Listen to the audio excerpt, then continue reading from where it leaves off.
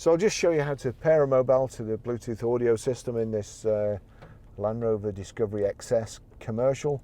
First of all, we make sure Bluetooth is on, and then just watch there. We'll go back to another screen. So from anywhere you can go to phone. I'll just go back there, so just do that again. So from any screen, you can either go to phone or home menu. It's come up on search new there, so search new, vehicle to device or device to vehicle. Vehicle to device is better because it generates a random PIN code rather than you having to put one in here and then in the system as well. So we'll just look for it, bring in this Land Rover up here. Normally appears at the bottom. Here we go, so Barry's iPhone 10, click on that.